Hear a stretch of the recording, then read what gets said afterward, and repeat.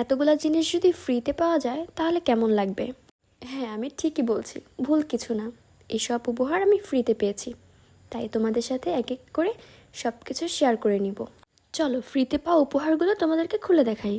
আমি কার্টুন থেকে এক এক করে খুলে তোমাদেরকে দেখিয়ে দিচ্ছি। এই প্রয়োজনীয় জিনিসগুলো হয়তোবা সবার ঘরেই থাকে, কিন্তু এতদিন আমার ঘরে ছিল না, এখন আমার ঘরেও চলে আসলো।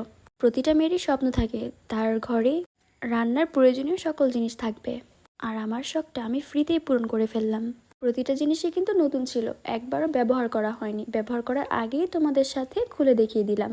প্রতিটা জিনিসই কিন্তু প্রয়োজনীয়তা অনেক বেশি, আর প্রতিটা জিনিসই খুব বেশি সুন্দর ছিল। যখন খুলছিলাম তখন কেন জানি খুব ভালো লাগা কাজ করছিল, মনে হচ্ছিল প্রতিটা জিনিসই হয়তো বা আমার খুব প্রয়োজনে আসবে। আর হ্যাঁ, এটা বলে দিচ্ছি, ফ্রিতে পেয়েছি মানে ফ্রিতে পেয়েছি বলতে এগুলো আমার ছেলের উপহার, উন্নতি খাতনার উপহার। এখানে কিন্তু প্রচুর কাচের জিনিস উঠেছিল, আর কাচের জিনিসগুলোই আমি তোমাদের সাথে আবারও শেয়ার করে দিচ্ছি। এই তো দেখো, জিনিসগুলো কিন্তু এখনো সাজানো হয়নি, সাজানো ছাড়াই যখন প্যাকেট ছিল তখনই আমি তোমাদের সাথে শেয়ার করছি। আমার ছেলের জন্য সবাই দোয়া করবে, ও যেন খুব তাড়াতাড়ি সুস্থ হয়ে যেতে পারে।